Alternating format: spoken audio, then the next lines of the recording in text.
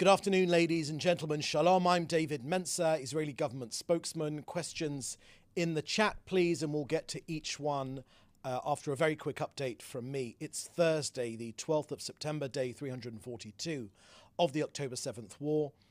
To start with, very sad news of a fallen soldier, an Israeli soldier. IDF casualties since the start of this war have unfortunately risen to 709. First Sergeant Jerry Gideon Hangal was 24 years old and from Nof Hagalil. Jerry was killed yesterday when a Palestinian terrorist killed him with his tanker near Bet El. So again, as our president said yesterday, it's a difficult and painful moment in our country as one of our beloved dear sons have fallen in defense of our homeland, leaving behind families whose worlds are shattered in an instant. The achievements of our military campaign are many, but this war has exacted a heavy price. Our hearts are with the bereaved families. Our fighters are operating boldly and bravely to bring back the hostages and eliminate the terrorist threat to our people, whether in Gaza, in Judea and Samaria, or on our northern border. May his memory be a blessing forever.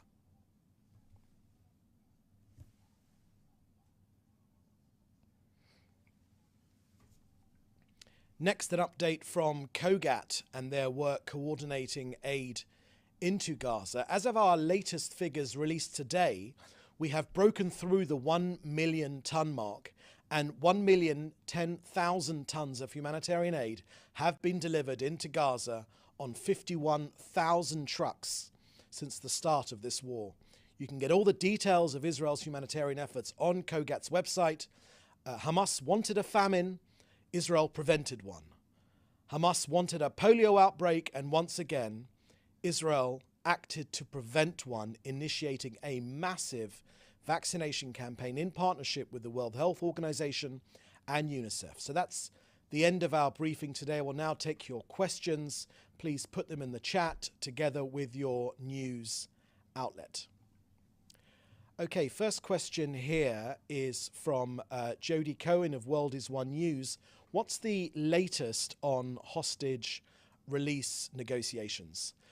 Thank you very much for that question, Jody. In the last few moments, just before we came on air, the Prime Minister's office said that Hamas are trying to hide the fact that they are continuing to oppose the hostage release deal and they are preventing it from materializing.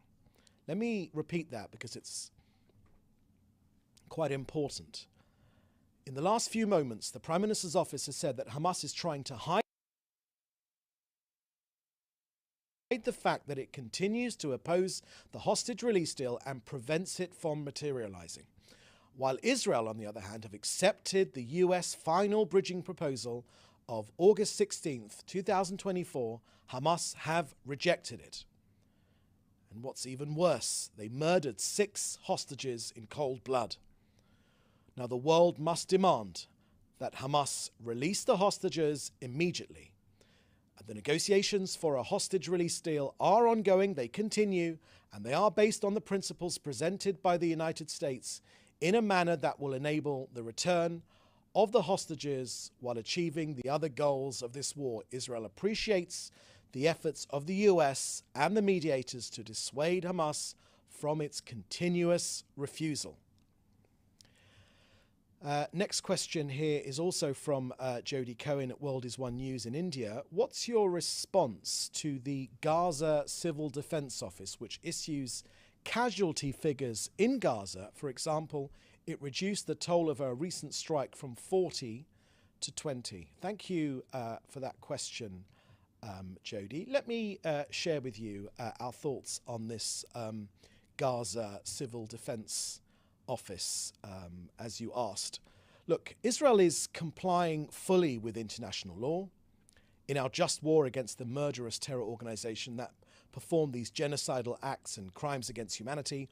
All the experts in the world, all the military experts in urban warfare, they say the same thing. They say no other in the army, no other army in the world takes the trouble we take, goes to the extent that we go to, or does the things that we do to get Gazans out of harm's way.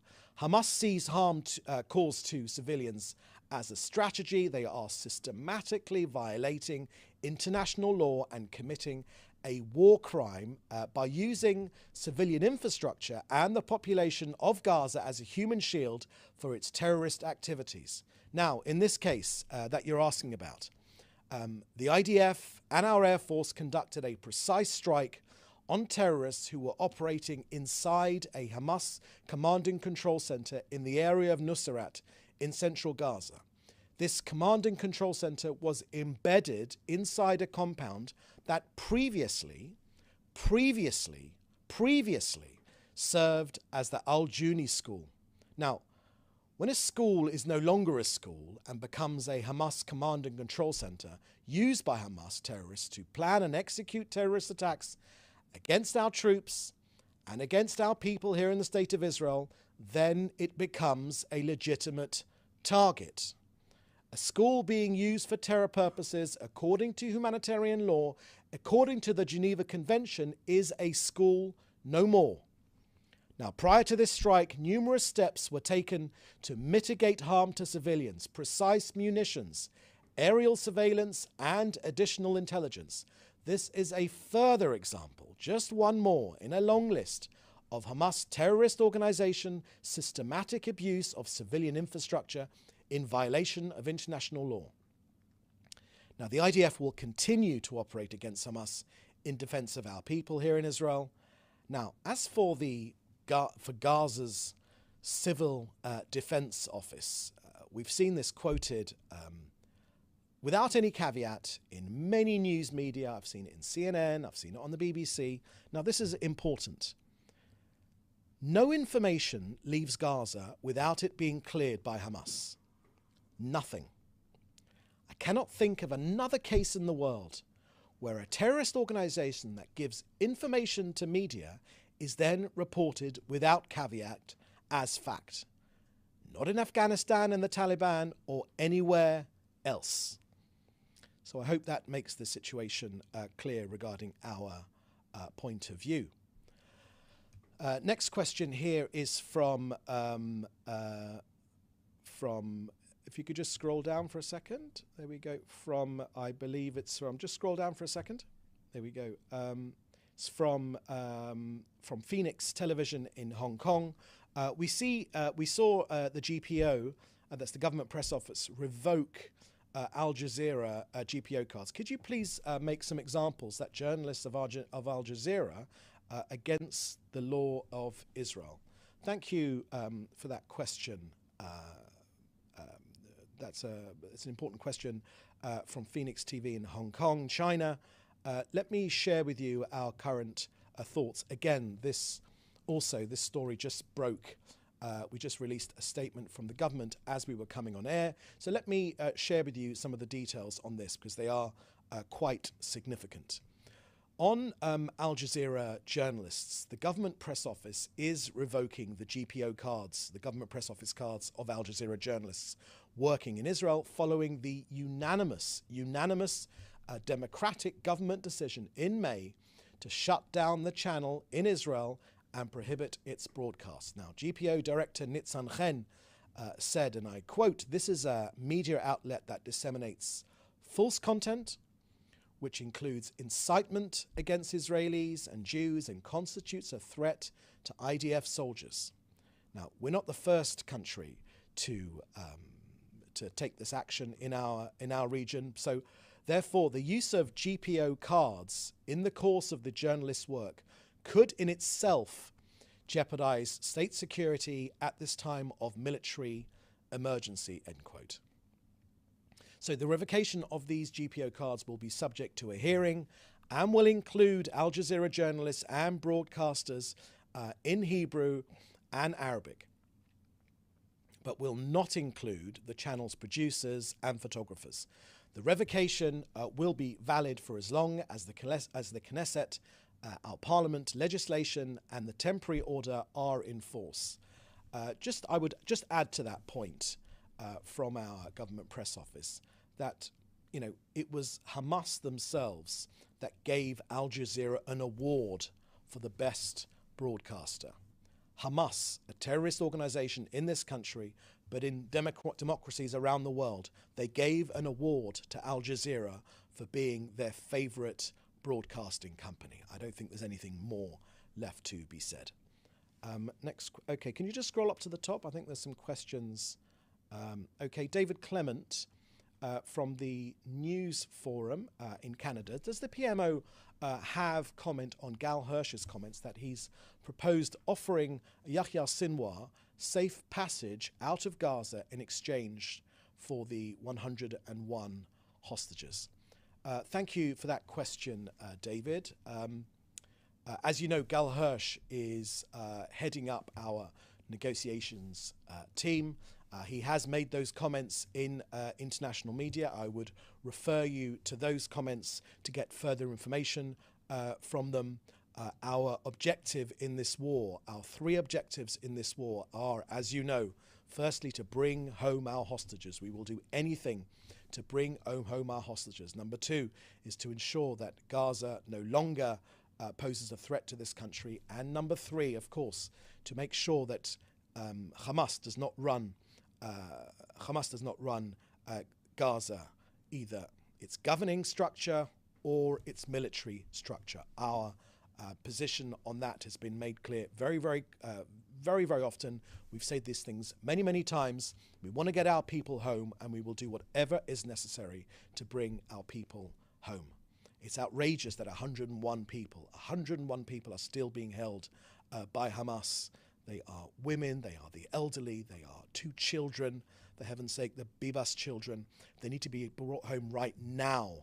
I would just remind you, while we're on this subject of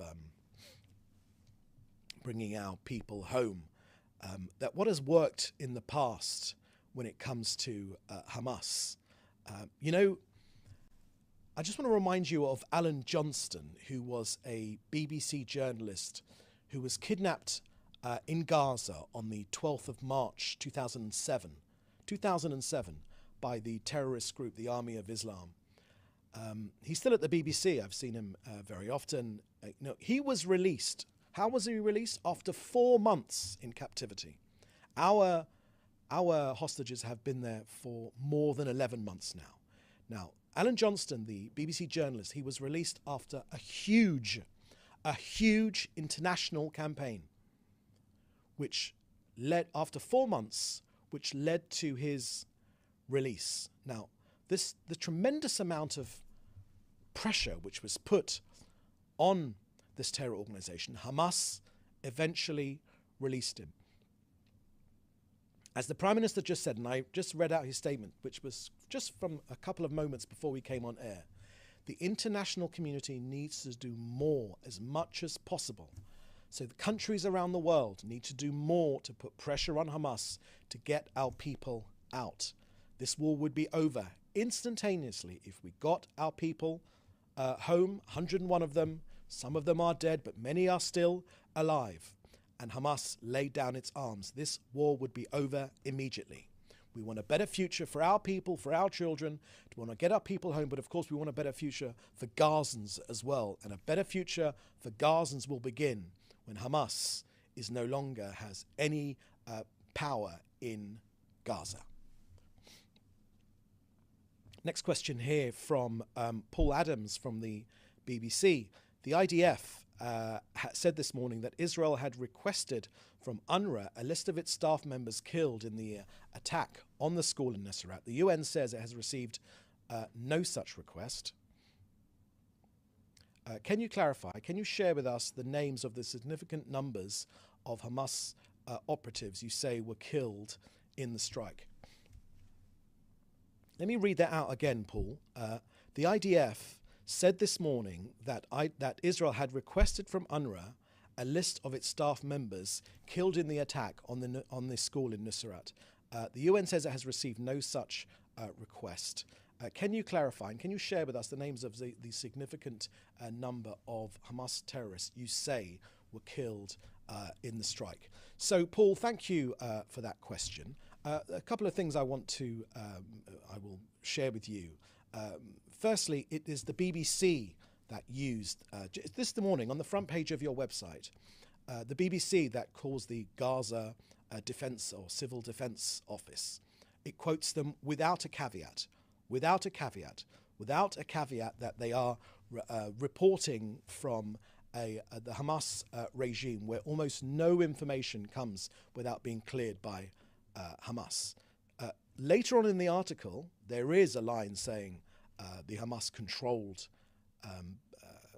Civil Defence Office, but in the first few lines, it just says Civil Defence Office. So I've referred you to those comments. Now, when it comes to UNRWA, let me share with you our current thoughts on UNRWA, because this is very, very significant. And of course, Israel always releases the names of the terrorists we target and we go for. It's our duty to target these terrorists. We have a duty mandated by our people to protect this country, and that's precisely what we're doing. Now, on UNRWA in particular, because you're asking me about UNRWA, just last month, in the night of the 5th and the 6th of August, we saw some stunning admissions hidden in the last line of an anonymous press release. The UN's Office for Internal Oversight Services proved that Israel's assertions about the involvement of UNRWA employees in the October 7th massacre are true. And that's just the tip of the iceberg, because their internal investigation shows that 9 UNRWA employees took part in the October 7th massacre. Now, for 11 months now, UNRWA has denied this on the media, in writing. It has not told the truth. This has been literally dragged out of them. 11 months on, it's an achievement that they have admitted these people were involved in the massacres, but it's an achievement for the truth just for those small amounts of people, but it's only the beginning. Now, our forces here in Israel have retrieved millions of documents, literally millions of documents in captured enemy material. This intelligence has exposed 2 undeniable facts, Paul. First, the involvement of the United Nations Relief and Works Agency, UNRWA, employees in the October 7th massacre, now confirmed. Second, the deep and systemic infiltration by these terror organizations, Hamas, but also Palestinian Islamic Jihad, into the ranks of UNRWA.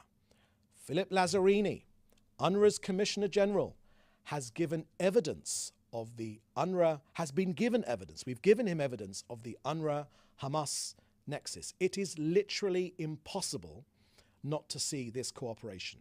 Now, for 11 months now, Mr. Lazzarini has repeated the claim that Israel has not shared with him information about UNRWA and Hamas. He's lied, and now it's clear. UNRWA is not a force for good in Gaza. UNRWA works hand in hand with Hamas. The Hamas server farm underneath UNRWA HQ, the UNRWA employees who took part in the October 7th massacre, the Hamas tunnels under UNRWA-run schools, Hamas terrorists using UNRWA schools as shelters, the UNRWA employees that took hostages into their homes. Indeed, Israel has named 100 employees of UNRWA who are members of Hamas. They must all be fired. Now, this is just a fraction of the true number of UNRWA workers also in Hamas. So this is a test case for the future of the United Nations. Paul, we say this loud and clear. Israel calls on countries not to transfer funds to UNRWA, as funds will likely support terror. The fact that the UN organization was infiltrated by a terrorist organization should be of concern to all humanitarians. UNRWA are worse than useless. They're useless at aid distribution. They are useless at education. Israel sees no future for UNRWA in Gaza after the war ends. The fact that the UN remains silent about this is really a matter of huge concern. And it should be a matter of concern for the countries around the world donating their hard-earned taxpayers' money to this fraudulent organization. Now, this is a very important part I want to add to the end of this answer, Paul. I know it's been a long answer, but this is extremely important. Yes, we call on the world to support valid humanitarian organizations in Gaza. They are the real backbone of the humanitarian effort. So yes, of course, Gazans deserve a better future. They do deserve aid. We've facilitated more than 1 million tons of humanitarian aid into Gaza. But UNRWA is a front for Hamas. I hope that answers your question. Okay, I think there was a question up above which I missed. There was a question up above which I missed. Yeah, there we go. There's a question from James Marlowe. Question from James Marlowe there. It was reported the IDF discovered a letter written by Khan Yunis Hamas commander Rafai Salameh that was addressed to Hamas leader Sinwar and his brother Mohammed, in which he described the difficult situation after losing 90 to 95% of rocket capabilities, some 60% of personal weapons, 65 to 70% of anti-tank launchers, and most importantly, lost at least 50% of fighters who've been killed or wounded. It was reported the IDF discovered the letter written by former Khan Yunis commander Rafah Salameh and was addressed to Hamas leader. Okay, you've repeated that part of the question. If this is true, are Gazans now turning against their Hamas leadership, and how much longer will it take to clear Gaza of its military capability? Thank you for that question, Joel. You're right, our defence minister shared the details of that letter yesterday in the media. You can find it on the defence minister's on the Telegram feed of the IDF, but also the defence minister's put this out in public. He's absolutely right, of course. We have made massive strides when it comes to defeating Hamas in Gaza, but the job is not done yet, because although there has been some brave Gazans that have stood up and spoken up against Hamas, they do not feel free to do that, because when they have done that, Hamas have either shot them in the legs, put them in hospital, just like a gangster terrorist organization that they are, or even worse, murdered them. Now, Gazans will not be free to be able to speak their mind until this organization is demolished. We have made huge strides in destroying this organization. Of their 24 battalions, almost all of them have been shattered. What's left now is a guerrilla force. I've seen some reports from the IDF of their continuing to face battles with Hamas, but they are not in the numbers which they were at one time. But Gazans will not be able to feel safe to be able to speak their mind until this organization is crushed.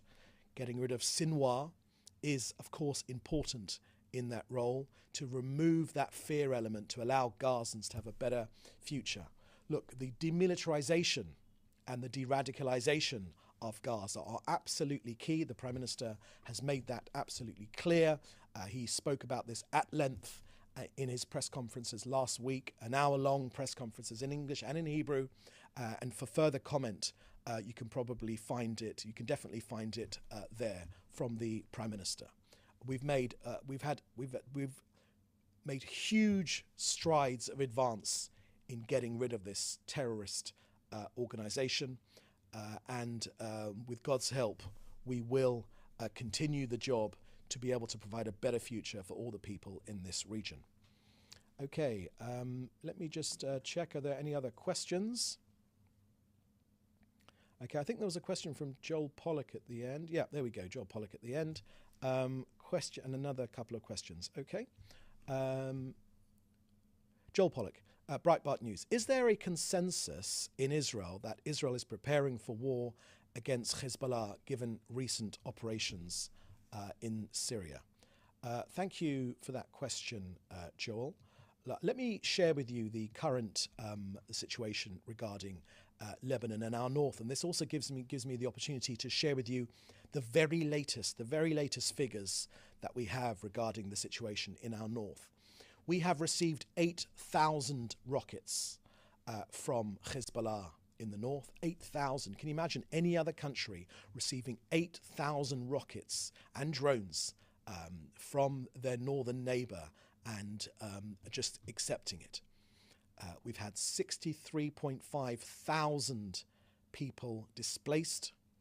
There have been 838 fire incidences, close to 200,000 dunams of burnt land, 46 people killed by Hezbollah, 24 civilians, which includes one Indian national and 21 of our military. There have been 294 people injured, 141 civilians and 153 of our armed forces.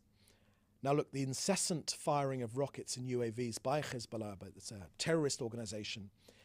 We know what the purpose is. It's to kill our people, to impose terror and disruption on our daily life.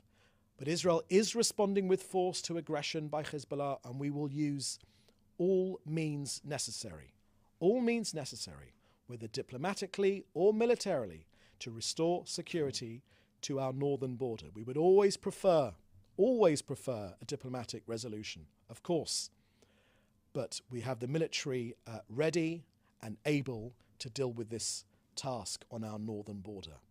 We must return safely our citizens to their homes. Now, we're going to respond with force to this unprovoked aggression of Hezbollah, which since October 2023 has launched these 8,000 rockets over our border. And that's not including the rockets which they have fired and the UAVs which they have fired and have landed inside Lebanon, causing fires and damage to their own people.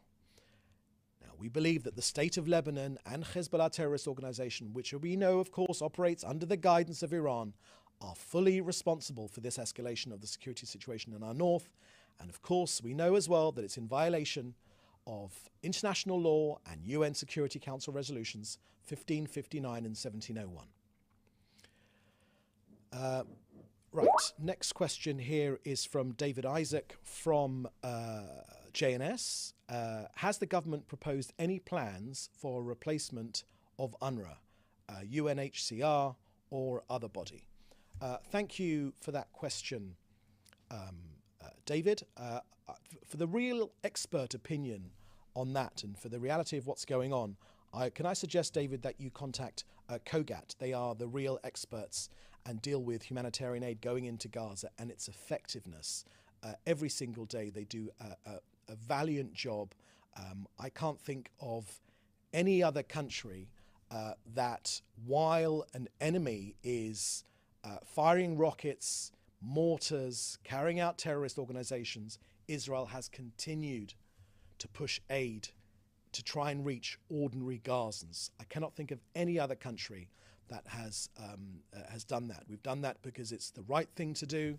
We've done that because we have no problem with ordinary Gazans. We're trying to get to this Hamas organization to defeat them for a better future for all of Gazans and, of course, for Israelis as well. Paul Adams, follow-up question. I'm familiar with your case against UNRWA. Paul, you never report it. But I'm afraid you didn't answer my question. The UN has said it's not received a request for the names of its personnel killed in Nuseirat. The IDF says it has sent a request. Can you clarify? Thank you, Paul. That's a perfectly fair question. I would suggest I've given you a very comprehensive answer on the situation with UNRWA. We've said very, very clearly that it's a front for Hamas. It's fact. It's no longer, conjecture. These are facts. They are a front for Hamas. They actively participated in this organization, in the Hamas terror assault, and they continue. UNRWA facilities are continually used by Hamas. This Nuseirat case is a prime example. And this Gaza Defense Organization never talks about the number of terrorists killed. They never ever mention any of the terrorists which have been targeted and eliminated. If you want more information, you said the IDF hasn't received a request. Can I recommend you contact the IDF, who will be able to answer you specifically on that question. Okay, I think that is the last question. Are there any other questions we haven't taken? No, I think that was the last question. No, I think we've taken that question. We've taken Paul Adams's question.